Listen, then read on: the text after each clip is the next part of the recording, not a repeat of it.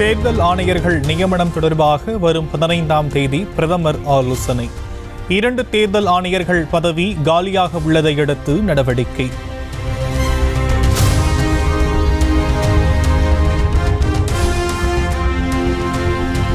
தனக்கு குடும்பம் இல்லை என எதிர்க்கட்சிகள் விமர்சனம் செய்வதாக பிரதமர் மோடி குற்றச்சாட்டு.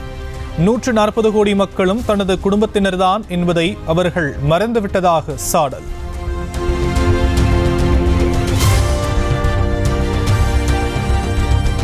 அரசியலமைப்பு சட்டத்தை மாற்றுவதுதான் பாஜக மற்றும் பிரதமர் நரேந்திர மோடியின் நோக்கம். காங்கிரஸ் நாடாளுமன்ற உறுப்பினர் ராகுல் காந்தி குற்றச்சாட்டு.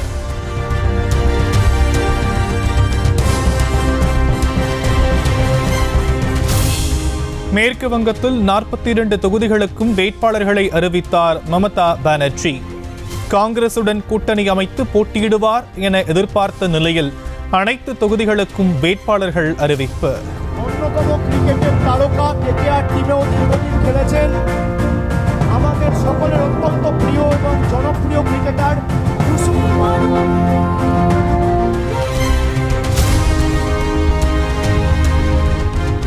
மக்களவையில் தகுதி நீக்கம் செய்யப்பட்ட மஹுவா மொய்த்ராவுக்கு மீண்டும் தேர்தலில் போட்டியிட வாய்ப்பு.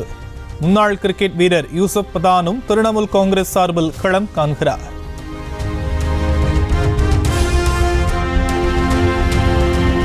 பாஜகவுடன் மறைமுக கூட்டணி வைத்துள்ளார் மமதா பானர்ஜி. காங்கிரஸ் மக்களவை தலைவர் ஆதிர் ரஞ்சன் சௌத்ரி காட்டும்.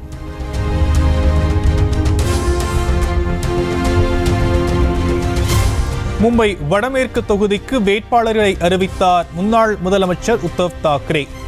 தொகுதி பங்கீடு பேச்சுவார்த்தையின் போதே வேட்பாளரை அறிவித்ததற்கு காங்கிரஸ் கண்டனம்.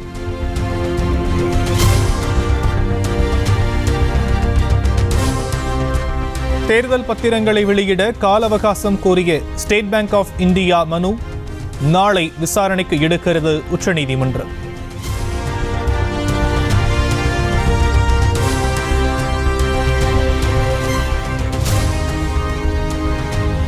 ஹரியானாவின் ஹிசார் தொகுதி பாஜக எம்பி பிரிஜேந்தர் சிங் காங்கிரஸில் ஐக்கியமானார். காங்கிரஸ் தலைவர் மல்லிகார்ஜுன கார்கே முன்னிலையில் சேர்ந்தார்.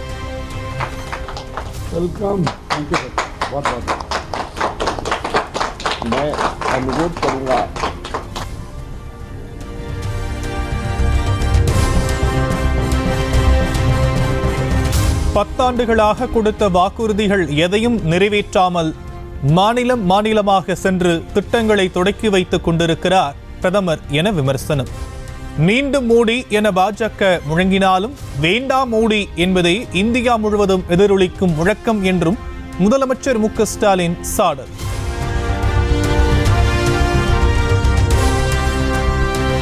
பத்தாண்டுகால பாஜக ஆட்சியில் இந்தியா பாழ்படுத்தப்பட்டதாக முதலமைச்சர் மு.க. ஸ்டாலின் வேதனை. 3 ஆண்டு கால திராவிட மாடல் ஆட்சி தமிழ்நாட்டுக்கு ஏற்றத்தை உருவாக்கி கொடுத்துள்ளதாகவும் பெருமிதம்.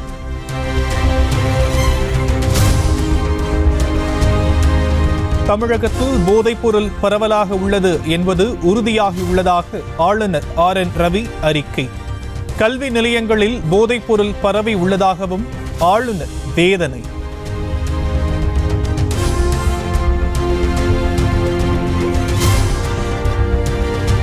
தங்கள் வளாகத்திலோ அருகாமையிலோ போதைப்பொருள் நடமாட்டம் இல்லை என்பதை கல்வி நிறுவனங்கள் உறுதி செய்ய ஆளுநர் RN ரவி அறிவுறுத்தல்.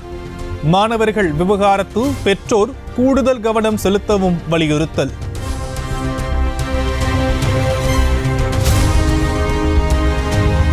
போதைப்பொருள் விவகாரத்தில் திமுகவை களங்கப்படுத்தி அரசியல் ஆதாயம் பெற பாஜக முயற்சிப்பதாக அமைச்சர் ரகுபதி பரபரப்பு குற்றச்சாட்டு. பாஜகவுக்கு அதிமுக துதிபாடி கொண்டிருப்பதாகவும் காட்டமான விமர்சனம். தேர்தல் களத்திலே களங்கப்படுத்தி அரசியல் ஆதாயம் பெற்றுவிடலாம் என்று பாரதிய ஜனதா கட்சி இன்றைக்கு ஒரு தப்பு கணக்கு போட்டுக் கொண்டிருக்கிறது. அதற்கு துணையாக அதிமுகவும் இன்றைக்கு துதிபாடி கொண்டிருக்கிறது.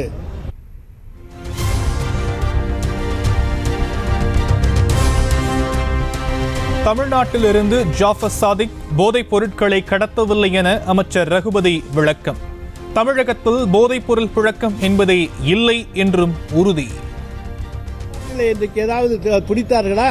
ஜாதிக்கு பற்றி சொல்லுகிற பொழுது அது டெல்லியிலேயும் வேறு மாநிலத்திலேயும் தான் அது பிடிக்கப்பட்டதே தவிர தமிழ்நாட்டிலே கிடையாது.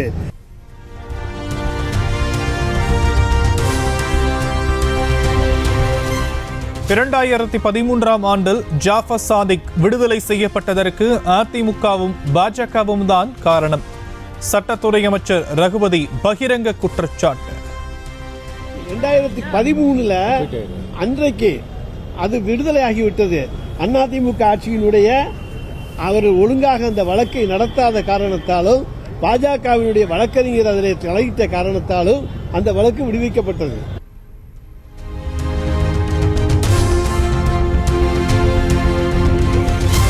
போதைப்பொருள் வழக்கில் தேவையின்றி திமுகவை தொடர்புபடுத்தி பேசுவதா என திமுக எம்பி வில்சன் காட்டம். அடிப்படை ஆதாரமில்லாமல் பேசினால் கிரிமினல் வழக்கு தொடர்வோம் என எச்சரிக்கை.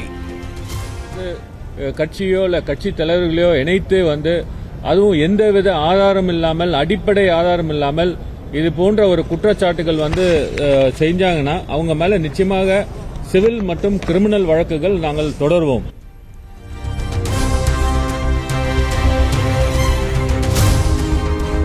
ஆளுநர் RN ரவியுடன் எதிர்க்கட்சித் தலைவர் எடப்பாடி பழனிசாமி சந்திப்பு.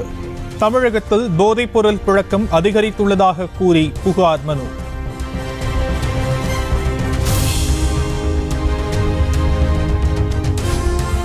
தமிழகத்தில் போதைப்பொருள் புழக்கத்தை கட்டுப்படுத்தாமல் சீரழிவுக்கு வழிவகுத்ததாக குற்றச்சாட்டு. முதலமைச்சர் மு.க. ஸ்டாலினும் அமைச்சர் உதயநிதியும் தார்மீக பொறுப்பேற்று உடனடியாக பதவி விலக வேண்டும் என எதிர்க்கட்சித் தலைவர் எடப்பாடி பழனிசாமி வலியுறுத்தல். தள்ளப்பட்டதற்கு காரணம் திமுக தான். அதனால இதுக்கு தார்மீக பொறுப்பை ஏற்று முதலமைச்சர் திரு ஸ்டாலின் அவர்களும் அவருடைய மகன் திரு உதயநிதி ஸ்டாலின் அவர்களும் தங்களுடைய பதவியை ராஜினாமா செய்ய வேண்டும் என்று மக்கள் எதிர்பார்க்கிறார்கள்.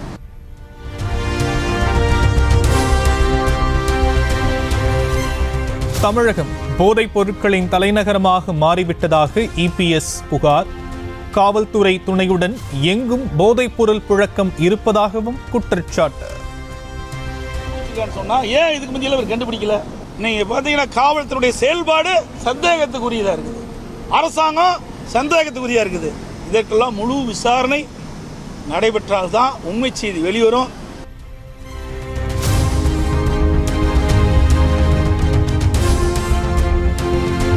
ஜாஃபர் சாதிக் கைது சம்பவத்தில் எங்கெல்லாம் பணம் சென்றிருக்கிறதோ அதை கண்டுபிடிக்க வேண்டிய பொறுப்பு NCB அதிகாரிகளுக்கு உண்டு.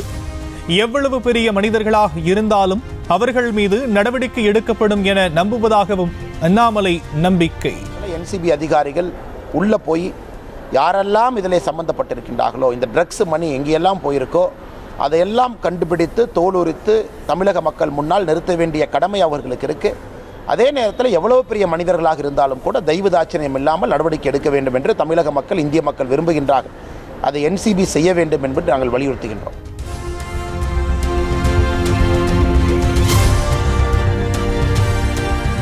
பாகிஸ்தானின் 14வது அதிபராக அஷீப் அலி சர்தாரி பதவியேற்பு.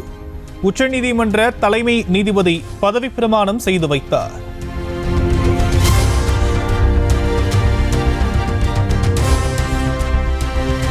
வரும் IPL தொடரில் டெல்லி அணிக்காக களம் இறங்குகிறார் ரிஷப் பந்த். தேசிய கிரிக்கெட் அகாடமி முழு உடல் தகுதி சான்றிதழ் அளித்துவிட்டதாக தகவல்.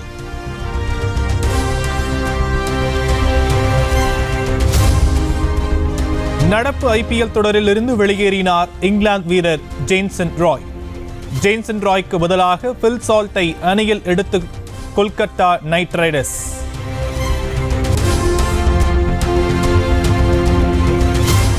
சவுதி அரேபியாவில் நயன்தாரா விக்னேஸ்வரன் ஜோடி சுற்றுலா. ஒருவரை ஒருவர் முத்தமிட்டு எடுத்துக்கொண்ட ரொமான்டிக் புகைப்படங்களுக்கு குவியும் லைக்ஸ். மாசி மாத அமாவாசையை முன்னிட்டு கும்பகோணத்தில் உள்ள 9 அடி உயரம் கொண்ட ஆஞ்சநேயருக்கு வாழைப்பழங்கள் கொண்டு அலங்காரம்.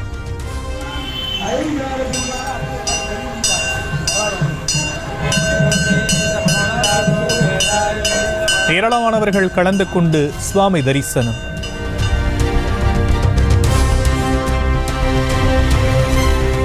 மதுரை மாவட்டம் மேலூர் அருகே மாசி கௌரி விழாவில் பக்தர்களுக்கு கமகமக்கும் கறி விருந்து.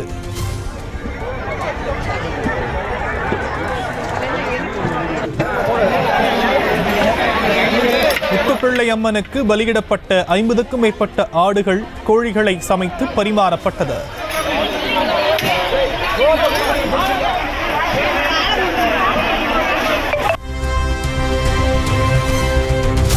பீகார் மாநிலம் சென்ற மத்திய அமைச்சர் கிரிராஜ் சிங்கிற்கு கருப்பு கொடி காட்டி கோஷம் எழுப்பிய பாஜகவினர்.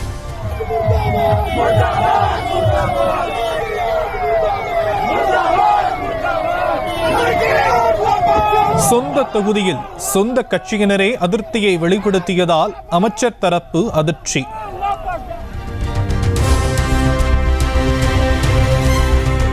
பஞ்சாபின் லூதியானாவில் தண்டவாளங்களில் அமர்ந்து விவசாயிகள் ரயில் மறியல்.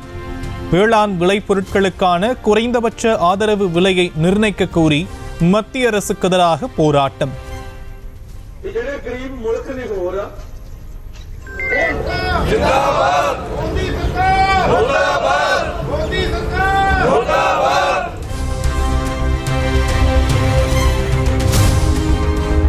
தமிழ்நாட்டின் பல்வேறு இடங்களில் விவசாயிகள் ரயில் மறியல் போராட்டம்.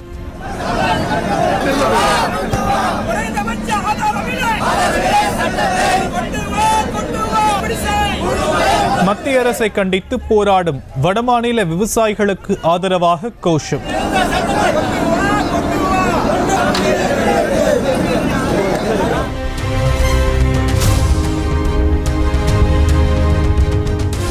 குஜராத்தின் வல்சாத் நகரில் பேக்கிங் பொருட்கள் உற்பத்தி செய்யும் நிறுவனத்தில் கரும்புகை முட்டத்துடன் தீ விபத்து.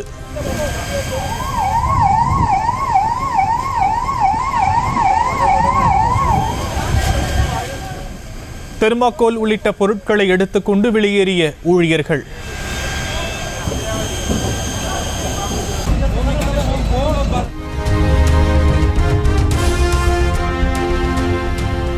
மோடிக்கு வாக்களிக்கச் சொன்னால் கணவரை பட்டினி போடுங்கள். பெண் வாக்காளர்களுக்கு டெல்லி முதலமைச்சர் அரவிந்த் கெஜ்ரிவால் வித்தியாசமான வேண்டுகோள்.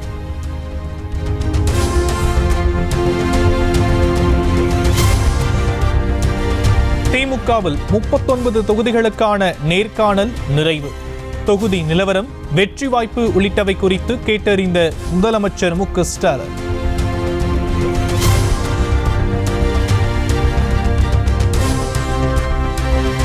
தூத்துக்குடி மக்களவை தொகுதியில் திமுக துணை பொதுச் செயலாளர் கனிமொழி மீண்டும் போட்டியிடுவது உறுதி. நேர்காணலில் கனிமொழியை தவிர வேறு யாரும் பங்கேற்காததால் மீண்டும் வேட்பாளராக நிறுத்தப்படுவார் என எதிர்பார்ப்பு.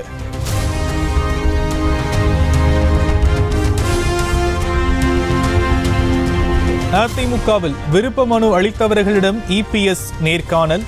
20 நாடாளுமன்ற தொகுதிகளுக்கான நேர்காணல் நிறைவு.